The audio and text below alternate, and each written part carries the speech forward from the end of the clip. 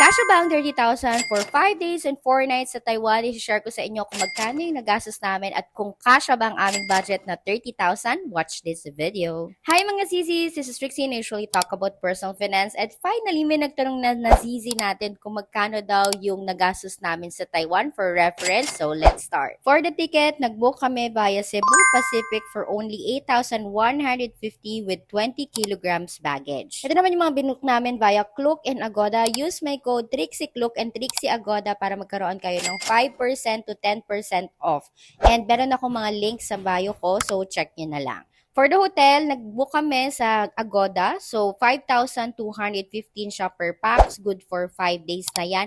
Napakaganda ng location ng hotel namin. This is Galaxy Mini Inn. Book nyo siya sa Agoda mga sisi ko. Get 10% off when you use my code TRIXIEAGODA. Nag-book kami ng Fun Pass via Klook. 3 days unlimited MTR and bus. Ticket na siya mga sisi ko at meron na rin siya mga free entrance fee. Highly recommended ko ito mga sisi. Less hassle. Meron akong link niyan sa bio. I'll create a separate vlog for this one. Next natin, insurance via Klook pa rin ito. 428. Good for 5 days. Pag nagpupunta kami ng ibang bansa, hindi talaga pwedeng walang insurance dahil kung may mangyari, at least meron tayong insurance.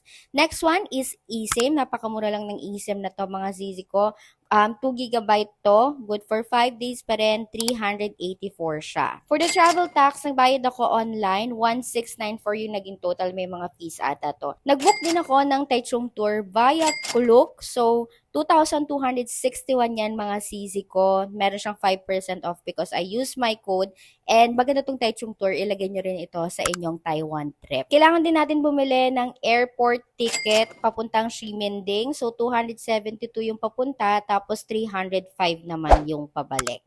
Lahat yan sa Klook ko binili. For the food, meron tayong budget na 1,500 good for 1 day. So, times 4 yan. Since 4 whole day kami sa Taiwan, 4,000 naman yung total nito. Total natin ay 26,095 pesos. And yes, kasang-kasya yung 30,000. May pampasalubong ka pa na around 4,000 pesos. Kung gusto niyo ng reference for your Taiwan tour, meron ako niyan. Check niyo na lang yung album ko. And then, meron akong link sa bio ng lahat na ginawa namin sa Taiwan. Check the link in my bio para hindi na kayo maghirapang maghanap.